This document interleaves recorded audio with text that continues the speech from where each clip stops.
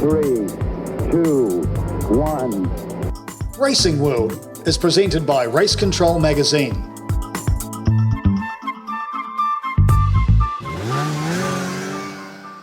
Well, welcome to yet another edition of Racing World. Thanks very much for joining us. It's another great show that we've got in store for you today. Plenty of news, plenty of things.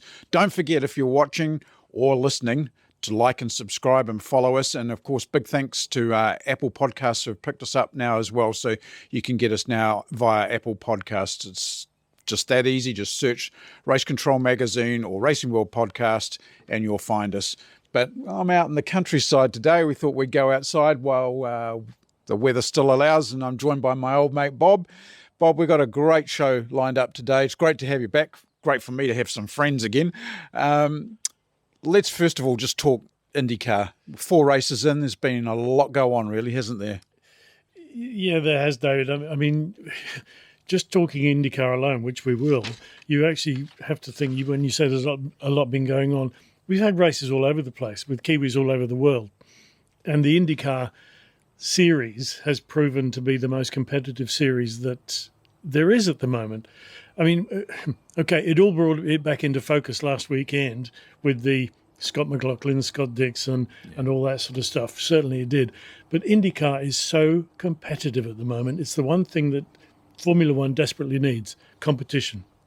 IndyCar, 4 different winners, 4 different races, 2 of whom have never won a race before, 2 rookie races, 1 a veteran of 40 years of age, going for his 7th championship. I mean, for goodness sakes, how much of a competitive series do you need? Yes, all the cars are the same, apart from the engine makes. And yes, they go in packs around, pack racing and all that sort of stuff. But it's an exciting series. I can't believe how much it's developed over the last maybe 5, 6, 7, 8 years. We went through all the old, the kart thing and Champ Car, and Indy got a hold of it and it became IndyCar, and everybody said, it's never going to work. It's bloody worked now. It's working well. Oh, that's right. And then you look at these first 4 events, we've had 3 different effective disciplines, if you like. We've had a permanent road course at Barber, the street course at St. Pete, which is demanding in its own right, and then a high bank oval that is unique in its own right as well, because it's nothing like Indianapolis. It's nothing like any other oval in the country. And throw into that as well, it was a double header. Yeah. So, if you have trouble on Saturday, which you had trouble on Saturday if you were some of the drivers, you got all back there on Sunday, and you had trouble on Sunday as well. I mean, okay, now they go to the Indy road course and it calms down a little bit, just for a little while, not for long, because the Indy 500 is coming up. A few days. But it's, just for a few days. So, I think it's a fantastic series at the moment. I really enjoy watching it, not only because we've got the Scots up there, but the whole panoply of it. An excitable young Mexican rushing in there. There's Colton Herta, which he's kind of the All-American boy, taking over Newgarden's All-American boy image, who's taken over Ryan Hunter-Reay's American boy image. It's just, I think it's wonderful. We're definitely seeing a changing of the guard as well, aren't we? Absolutely. If you look at those first 4 races, the 3 of those race winners are all the young boys, shall we say? Yeah, there's a whole new our flock. old Dixie. Yeah, there's a whole new flock coming through. But I think we're seeing that it's strange. It's happening a lot in Formula One as well, to a certain extent. But yeah, in IndyCar, there's a whole lot of drivers that are coming through, and new drivers that are coming through. And in the framework of all that, this Road to Indy thing, we've got a couple more Kiwis coming up through there as well. So, let's not just assume that Scott D and Scott McCall are the only ones that are heading in this direction, because there's others coming up. I might be raving about the series. I've always liked it. We've been to the Indy 500 many times together, making shows, and we've been to other tracks in America. So we've always been into it. You are heavily into it, I know, but I just think it's a great thing at the moment. Yeah, well, and actually, as we're talking about the other Kiwis, Paul Ziggy Harkis, who's the team manager at Andretti, who we both made a comment the other day, though, which was in a Facebook chat that we're friends on, saying that he was keeping a very close eye on Hunter McElroy when McElroy was up on the front row at St. Pete. Well, that's a great example of the fact that whilst we're all Kiwis and we all maybe look at other Kiwis, these guys are keeping an eye on the next generation after this next generation, aren't they? Well, it's getting like Formula One, isn't it? You've got to sign them up at 6 years of age. I mean, because there's sort of a wave after a wave after a wave of new young drivers coming through. I just diversifying a little bit. Just in the last few days, there's been testing down at Ruapuna for the Toyota Racing Series and the Toyota Racing 86 cars. The kids down there, these are juniors that have just come out of Formula Ford. They're flashing around in those cars. We have got, I've gone off topic now, we've got so much talent in this this country, and you know, they're just coming through and they're going to their own disciplines. It's wonderful. Look at all the Kiwis in Australia rushing. Matthew Payne, Caleb Nartoa won 2 races in the Formula 5000, the S5000, whatever it's called there. Okay, they were reverse grid races, but he was competitive. He got in straight in that car and started driving it. No testing, no nothing, just straight in. One championship round missing because he didn't get the first one. I mean, I just get so excited about these young drivers driving over there. So back to Indianapolis, I get even more excited about the old fella. I mean, 40 years of age, Christ. He's rushing for his 7th championship, and he's in the perfect place to do it at the moment. But he's really got to look behind him now, hasn't he, over his shoulder, because there's all sorts of guys coming up. And Scott McLaughlin, enough has been said, for goodness sakes, enough has been said. Superb. What an amazing weekend for him. I think Scotty D might like having a Scotty M around right now until it comes to the point where he starts threatening him for a championship. Yeah. He might just get a bit fed up with Scotty McCall bumping his rear end now and again up there. Yeah, so but good. Makes it even better for us to watch, doesn't it? Well, as I said, Texas was a double-header event, so let's take a look back at the Texas Motor Speedway IndyCar event. Well, onwards to the IndyCar section of the show now, and 2 races at the Texas Motor Speedway over the weekend. Absolutely phenomenal facility. One of the world's largest LED screens down the back straight of the track, and if you had seen some of the coverage, you'll see it. It is just enormous, amazing size hotel on the exit of Turn 2. Just an absolutely phenomenal facility, so very fitting that things are bigger in Texas, as they say. Race weekend, well, hard weekend for the teams coming from St. Pete, all to do with car rotation. Obviously, you're in an oval car now as opposed to the road course car, which they'll revert back to when they race again in 2 weeks' time on the Indianapolis Motor Speedway road course. And then obviously the Indy car, which could in some cases be the oval car that they ran at Texas. Very hard on teams if you suffer crash damage at Texas, which a few did. Because that car rotation just gets that much harder. So it's a lot harder. It doesn't matter whether you're a big team or a small team, you still suffer the consequences. But onto the racing itself, and Saturday race, if you're in the US, well, it kicked off with practice in the morning. Tony Kanaan just straight back into it in the number 10 and the number 48 now car, subbing for Jimmy Johnson on the ovals this season, and just immediately there, and Dixon was there as well. So it showed good form for what was maybe to come. Unfortunately, then the weather hit. There was a lot of rain showers and things within the greater Texas area, which cancelled qualifying, and the race was to start based on championship points. So a little bit of a twist, but it's fair for everyone. Everyone knows that that's a scenario. So again, you've got to score points in this, because some days those sort of things happen and you're on the back end of it. The race itself, Dixon really, after lap 3, dominated the whole race and was only not leading when it went through pit cycles. The rest of the time, he just owned that race. His 5th win at Texas, now 1 win away from Mario Andretti, and not that many from the legendary AJ Foyt as well. So Dixon's still making history, and his 19th season with the Ganassi team, and his 19th season where he scored at least 1 race victory. So we're only 4 races in, so I would think that will probably change as this year goes on. For the Kiwis, of course, the sensation, Scott McLaughlin, just phenomenal debut on an oval. Really, all the effort, all the hard work, all the planning coming to fruition when you saw the performance from McLaughlin. It was faultless. He made his other 3 teammates at Penske Racing look a little secondhand, really, and Scott was chasing Scott for the lead over those last few laps. So great performance from both of them. I got the chance to catch up with them both in the post-race press conference, and here's what Scott McLaughlin had to say. Scott McLaughlin, a long time since we did Super Tourer together back here in New Zealand. Question I've got for you today, apart from congratulations on the first podium on an oval, just amazing. You'd be so rapt to know that sites like the Herald and everything have gone crazy about a Scott 1-2 in IndyCar, first time ever for Kiwis 1-2. But my question to you, Scott, how difficult was it to do the pit stop sequence on the oval by comparison to the road course? Yeah, hey Dave. Yeah, it is a long time since back in the day, but yeah, very proud for New Zealand. For us, you know, me and Scotty to be 1-2 is very special. But look, it's yeah, the first pit stop actually caught me by surprise. Old tires, under caution, had a lot of like marbles and stuff pick up on the tire. So, you know, I come in there quite loose. Like it was very, very nervous on entry into pit lane. And yeah, it's surprising. You know, it's very nerve wracking. You know, pitting, you know, under green and sort of going through 3 and 4 on the apron. Very low grip, and you've really got to wheel it through there. And I was happy that we weren't too far away. And pace wise, it seemed there on the sequence we actually, you know, gained, so that was a good thing. But yeah, very different. Green flags, caution stops as well. But yeah, it's very cool though when you do a big burnout after the pit stop. That's a cool part. Well, Scott, how did you find this first oval experience? Very tough event, really, isn't it?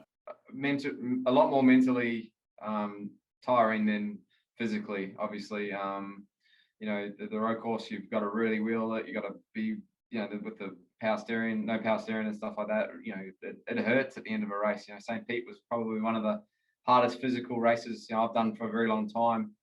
But the oval was completely different. I don't feel sore. I don't feel anything. I've got heaps of padding and stuff like that. But you know, the mental part, the mental game, and figuring it all out, reading the track, what it does is you know, it's interesting and very draining mentally. And I got caught out midway through the race, just, you know, how fast the track was picking up grip and getting faster and faster. I was just sort of learning as I was going, you know, what lines I could run. And it was kind of nice to follow Scotty there and see what lines he was running too. And that was a nice thing.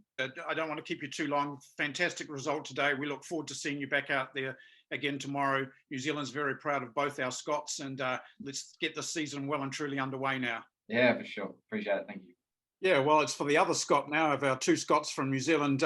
Dixie, congratulations, Kiwi 1-2. Don't think you've ever had that before in IndyCar. No, I'm pretty sure that's definitely a first. You know, it was fun. You know, as I commented, it was really cool to you know, look at that monitor on my steering wheel and see that it was the 3 car. You know, I haven't even got to see you know, Scott yet, but definitely congratulations to him. That was a tremendous run. They were definitely very fast. You know, I think, you know, there wasn't much deg at the end of the race there, especially with the cooler conditions. And, you know, Exeter 2 just became a very long straight until you got all the way back to turn 1. So, you know, definitely didn't want him to get too close, you know, to get that big run through 3 and 4, as, you know, I think you could definitely pull the pass off, as we'd seen earlier in the race. So huge result for you know, a race for a couple of Kiwis, which is great to see. As I said, you know, commenting preseason, people like, you know, how do you feel about having another, you know, Kiwi on the grid? And it's, you know, I've been waiting 20 years for it. So, you know, it's great to see him over here. And, you know, he's a massive talent, and you know, he's gonna have a lot of victories, man. So I've got to try and hold him off while I can. I won't hold you up because I know a lot of other people have got questions as well. But just one more comment. Alex Plough, very strong teammate you've got on your hands this season.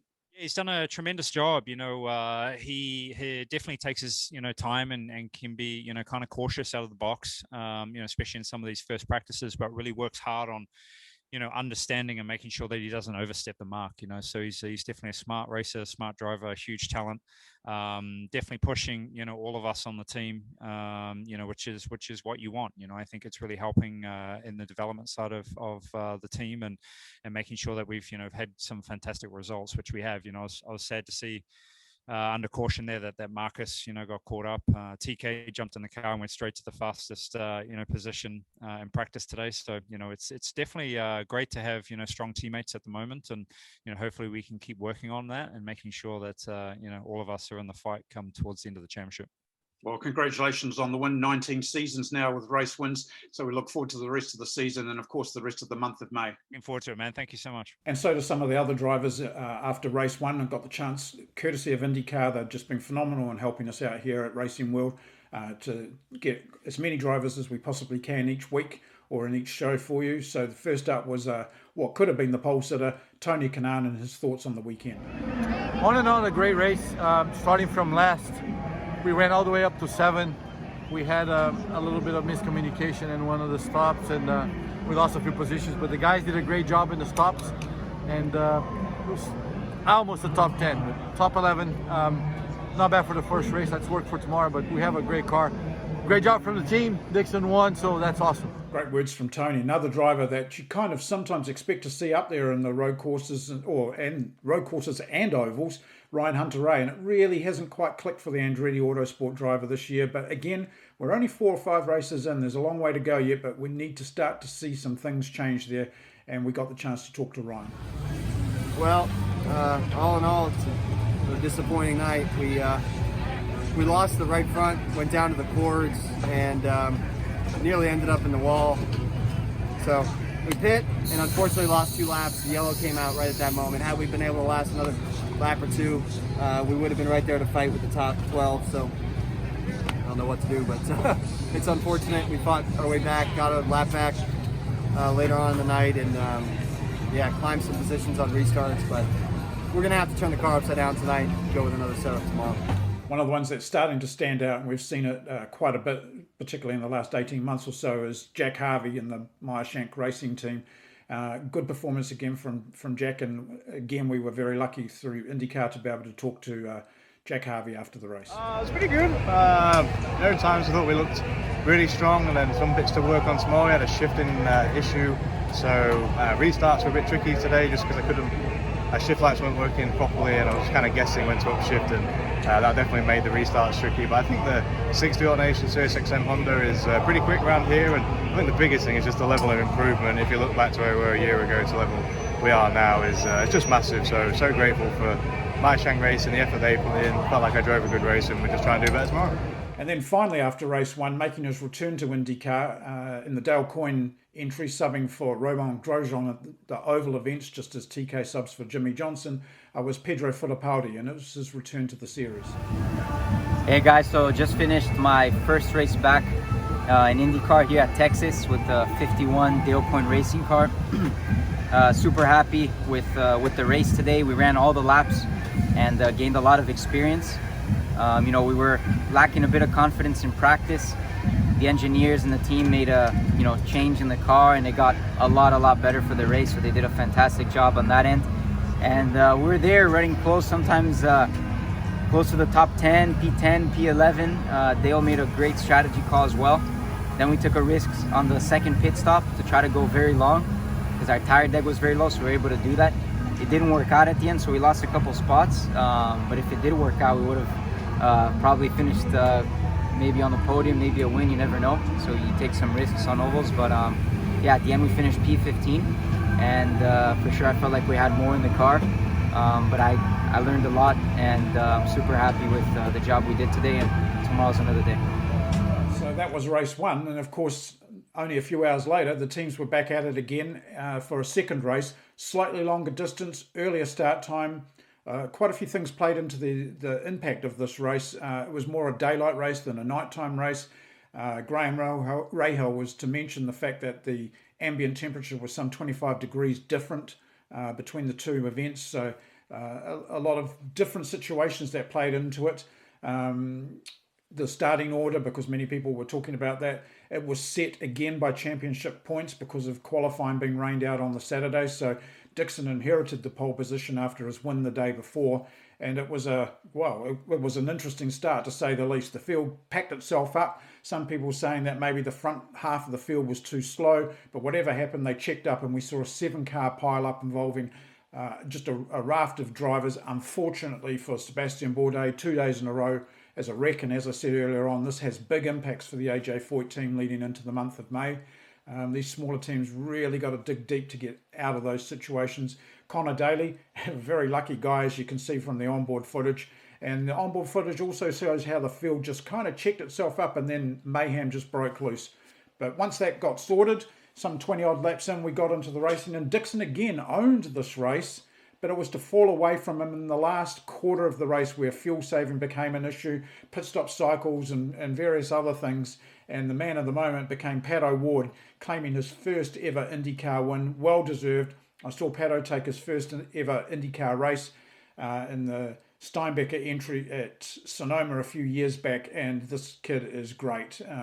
Often compared with Colton Herta because of the same heritage and they've been across their careers together, but I think there's something very special with Pato, and now that we've got this first win off the back, I think that we'll see so much more. I would rate him and the McLaren team, with Juan Pablo Montoya particularly at Indy, very, very strong contenders for the 500. But anyway, it was a very delighted Pato that we got to speak to after the race. It was very fun today. I feel like we truly earned our win today. I knew we had a very, very, very quick car. It's just very, very tough to pass. And then everybody kind of got boxed in the same strategy. So everything had to be done, out on track. So I knew that I had to keep the tires under me and attack whenever I had the fuel to do it. But the Chevy mileage was great. I really have to thank the whole Adam McLaren SP number 5 Chevy crew that, they gave me a very strong car and something that I could truly attack, whenever I had to. So it was some great fun. And I'm very proud of what we all accomplished as a group today. One of the things that came up over the weekend was this PJ1 that it was being referred to, the grip that was added, or the surface texture that was added to the track up on the High Line for when the NASCAR event had been on. And I got the chance post-race of race 2 to be able to talk to Graham Rahal about exactly that and get his thoughts. We can't really touch it. And obviously they didn't reapply it for the weekend, but it doesn't really matter. I mean, it's an artificial grip, I guess, for the cup cars that they use, and to make it a little racier for them. But it's just not, it just doesn't work with us.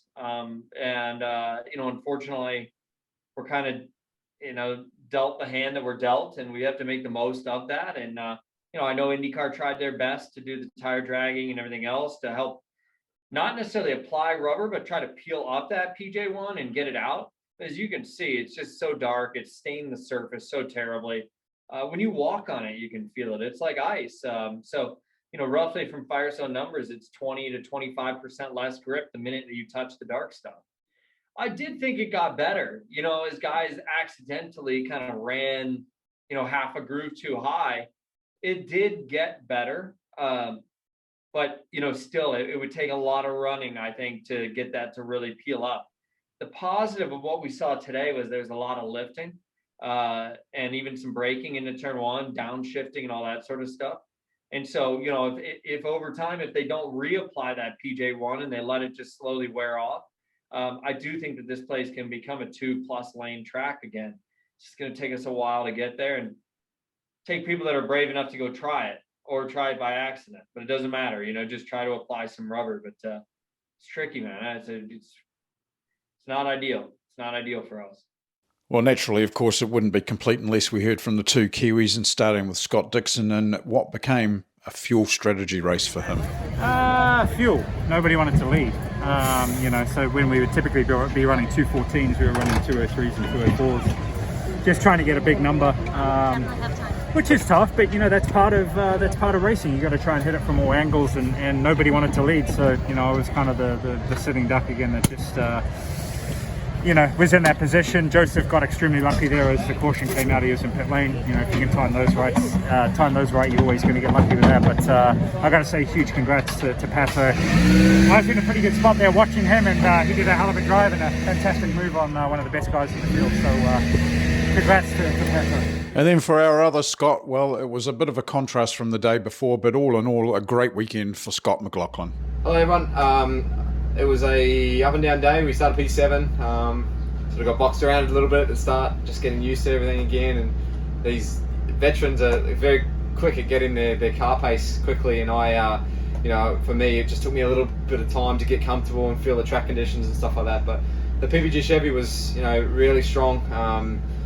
I felt like we probably weren't as strong as yesterday in terms of car pace and looking after my tyres, but we were really good with fuel saving and keeping the pace up when we needed the fuel save. It was very hard to pass, very one-line track, and you really had to make your time up when there was traffic or lap traffic or on restarts. And unfortunately, my 2 restarts were terrible.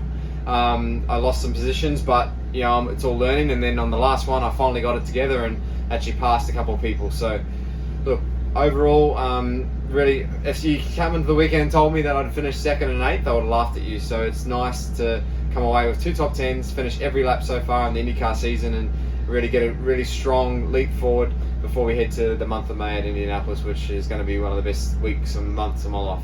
Well, there we have it. 4 races in now in the IndyCar Championship. 3 of the 4 drivers, so not including Dixon, are all of the youngest section of the pack this year.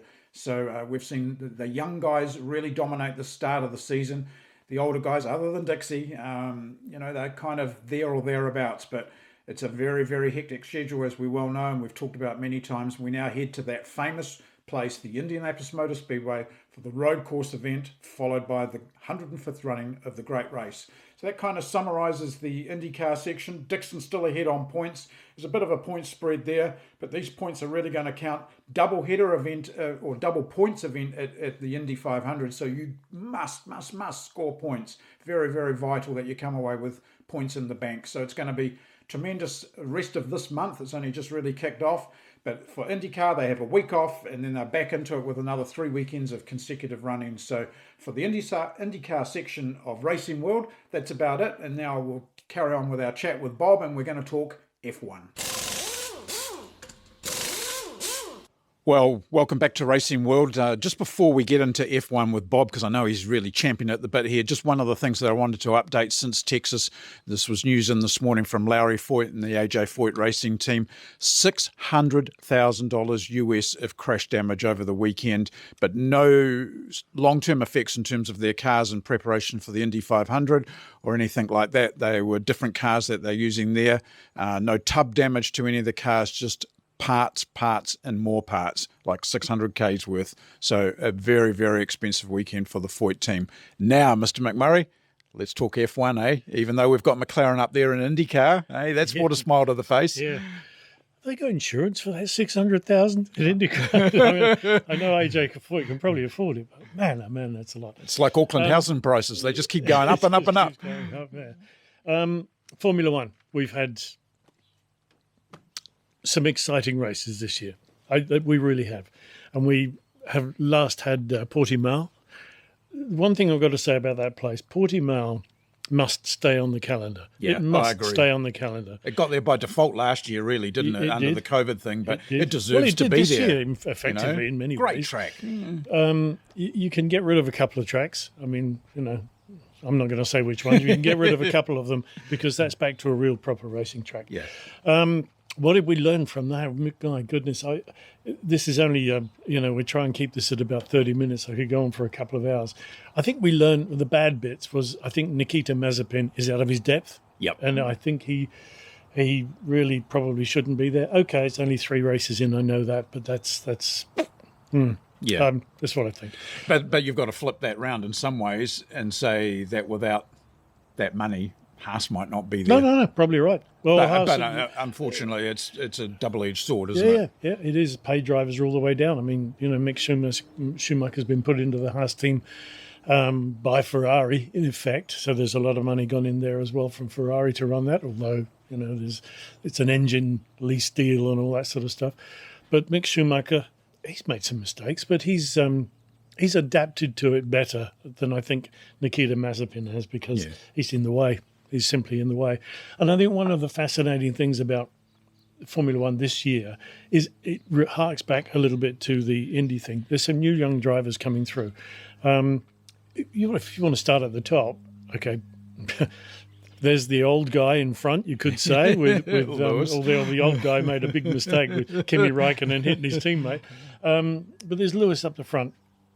It's just proven yet again he's the best driver out there. Simple as that. Okay, he might have the best car. He might not have the best car at the moment. The Red Bull is a pretty good car. It's a very quick car. But he's head and shoulders above his teammate, Valtteri Bottas, isn't he? just to pricey things, I think if you look at the combinations of drivers, Sainz and Leclerc, I think they're going to be very even. I think those two, Sainz is going to come slight up. upper hand almost to Sainz at the moment, just slight, very slight. But if you look at that'll balance out. Yeah, but the championship is the end result, isn't it? Yeah. And Sainz is behind Leclerc on points. Okay, he had the rough end of a tactical battle and all sorts of stuff at the weekend, and the strategy was wrong. But going down the grid, Lando Norris is clearly ahead of Danny Ricciardo at the moment. Yeah, big time. But I think that's just Ricciardo getting used to it. As I say, only 3 races in, and not a lot of testing before the season. I think he's going to get there. So that's going to be an interesting battle. Red Bull, Chico. Red Bull, Perez. I think he's adapted well, but it's a very difficult team to get into because that's Max Verstappen's team, end of story. And it has been for a while. Car. And it's his car and it's designed for him. And Perez has got to adapt his driving style to it. He's still very forceful. He's still got the old keep the tyres going. Look, and even most of the race he had one set of tyres there, so he did pretty well there. Without Mazepin slowing him down on one corner, that was nearly an accident.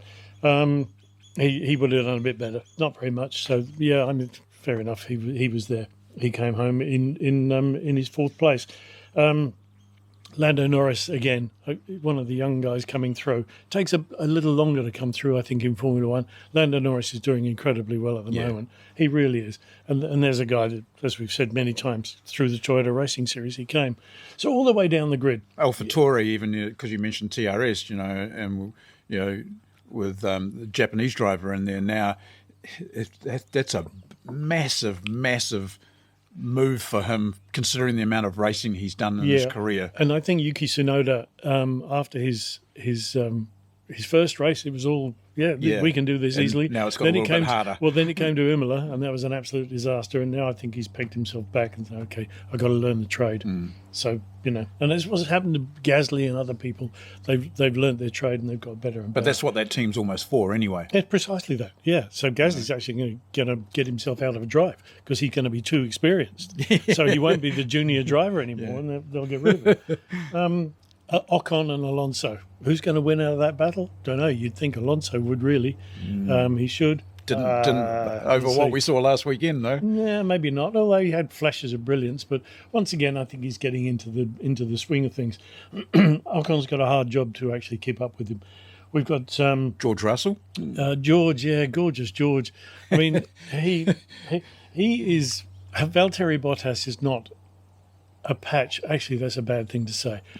To be a Formula One driver and you're just a 1/10 of a second or so behind your teammate and you put it on pole, you're not a bad driver. No. But it's clearly in a race, Lewis Hamilton has got head and shoulders above Valtteri Bottas. There's some race pace that comes in there, isn't it? And the adapting across the race as well. Watching that race the other day, Valtteri was very quick early on, and then all of a sudden the race just comes back to Lewis. Yeah. But Lewis generates that. It's not the race doing it. It's Lewis doing it. He overtook. He wasn't given the position. He overtook.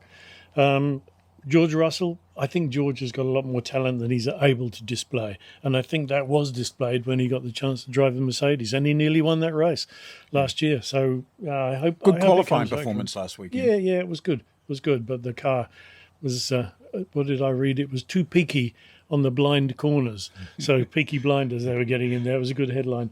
The car was unpredictable in those wins. I don't know why Williams is any different to any other car on those wins, but clearly is. So, that goes George. George is going to get Valtteri Bottas' seat at some point or another, you would think, the way things are going, as long as he doesn't keep smashing into him and receive the ire of Toto Wolff. And then we get Vettel and Stroll. Who's going to win out of that? I picked Vettel. But like the Alonso thing, on paper, it should be the senior statesman, but I'm not convinced. No, I'm not convinced either. I mean, he did better in Portimao than the other Grand Prix races, we've had. But nonetheless, you don't look at him and you think 4 times world champion. Yeah. You're not seeing that spark, are you? No, you should be doing better. Simple as that. I mean, they swapped positions to give Stroll a better position, and then apparently Vettel gave him the position back. I don't know.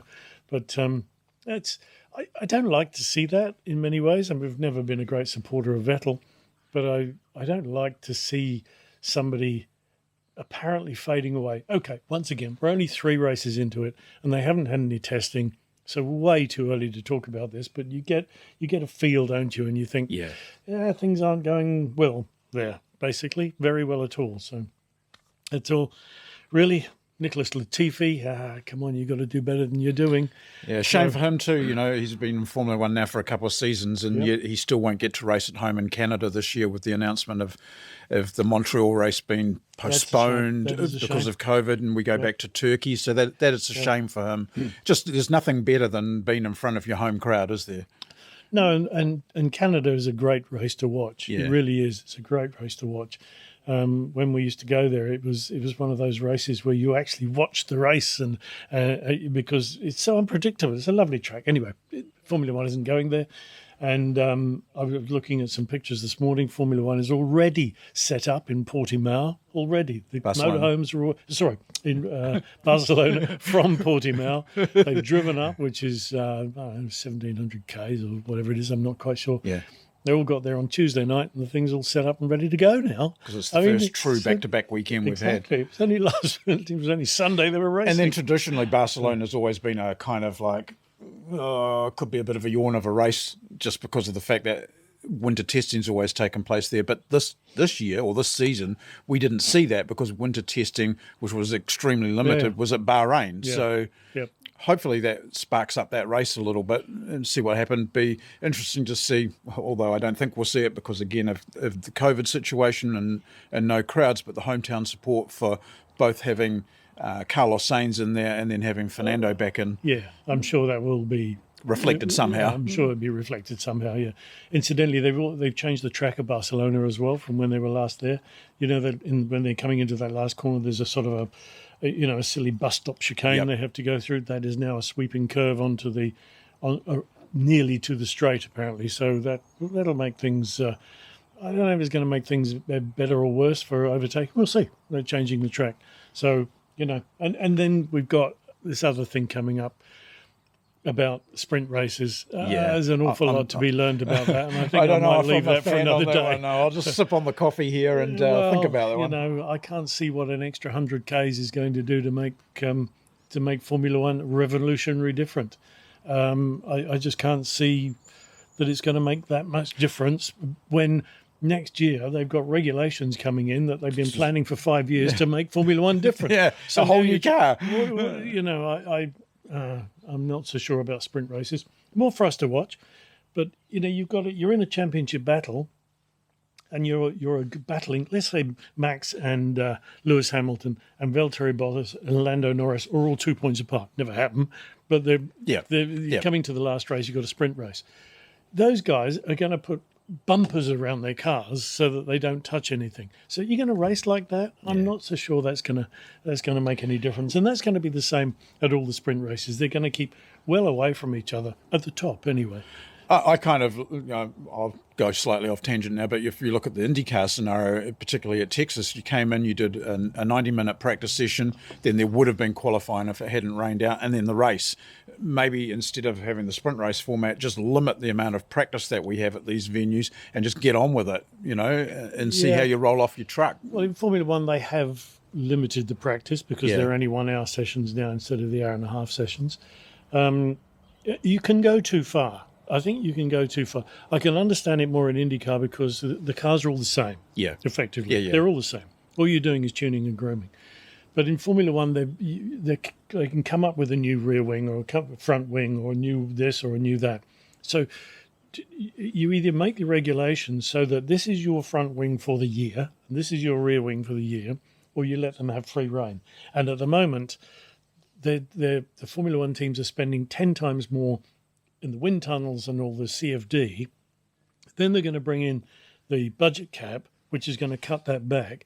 I think to a certain extent they're in great danger of emasculating Formula One completely, trying to make it, every man's perfect softening series. it down a little bit. I don't know, really. It's becoming what's the word, woke? It could even be becoming a woke series, It's in a major transition phase, the whole of Formula One. and this goes back to what we were talking about before, new drivers coming in all excited and all sorts of things. They're not getting the experience driving a Formula One car before they're out driving a Formula One car. Yeah. So every new driver that comes in is going to have a hell of a battle in the first few races. Sonoda's probably an example of that already. And that could break their career straight away. Yeah. You know, you were it's useless brutal. of 6 races. Well, we won't bother with signing you for next year. Whereas in previous years, they may have had more testing to be able to do, more ability to get in the car and all sorts of things. It's going to break people's careers, and I don't think that's necessary. But at the moment, we've got a championship going. At least we've got some competition up the front. Red Bull, Verstappen is clearly on the game. If only, please, Red Bull, bloody Horner. God, stop going on. Helmut Marko, stop going on about bloody track limits, for God's sakes. If you go over the limit, you're penalised. Yeah. Don't say that we are being penalised more than anybody else. The reason you're doing that is because Max went over the track limits before more than anybody else. God, they just wind up. Anyway.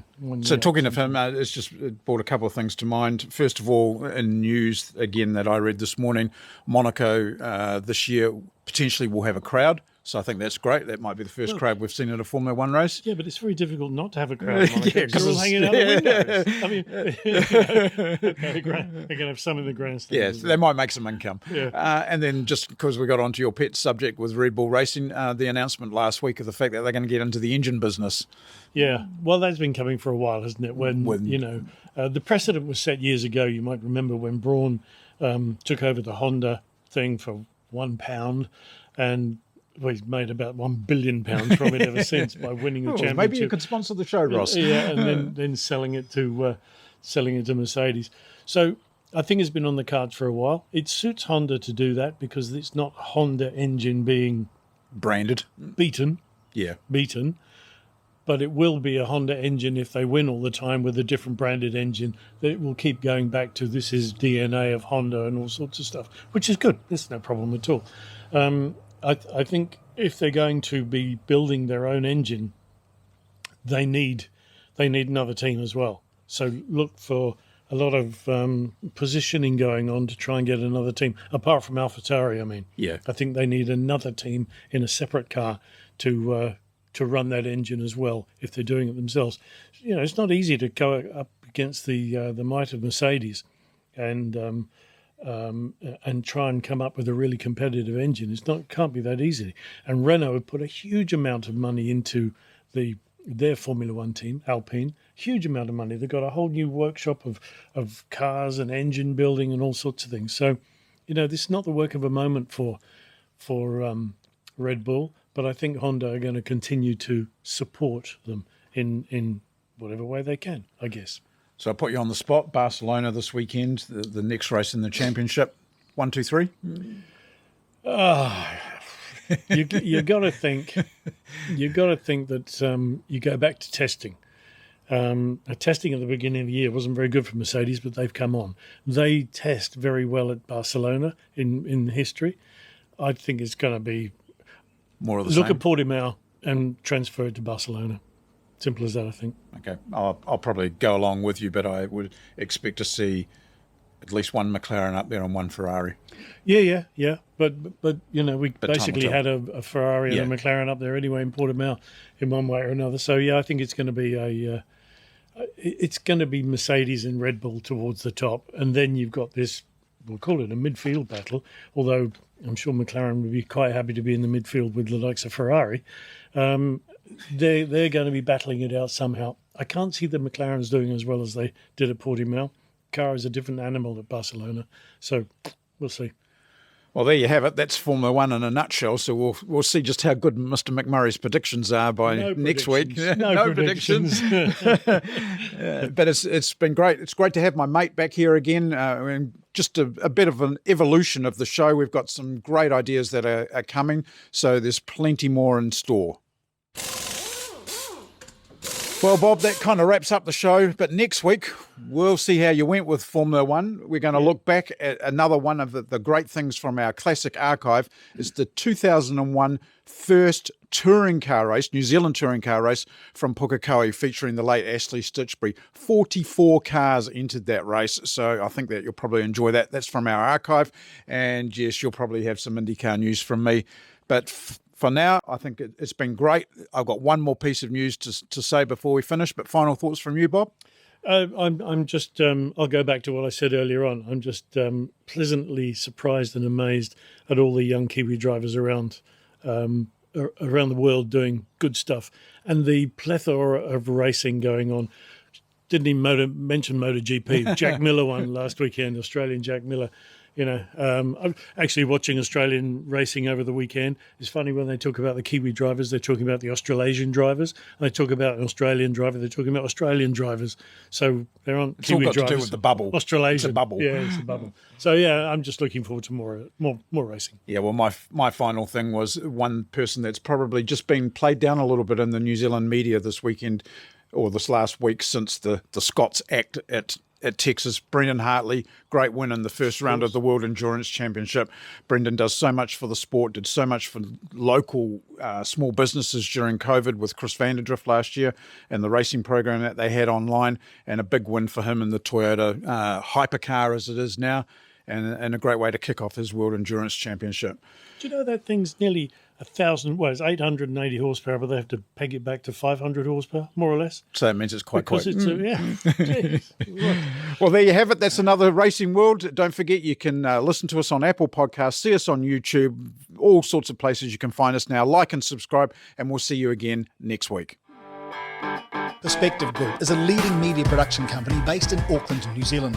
Established in 2009 by former TVNZ producer David Turner, Perspective Group offers you a vast arrangement of media options to fit any size or budget. It covers truly global services supported by some of New Zealand's leading media talents. For more information, contact Perspective Group Limited at perspectivegroupltd@gmail.com and check out the website perspectivegroupltd.com, where you'll find even more information on creating your media solutions. Racing World is presented by Race Control Magazine.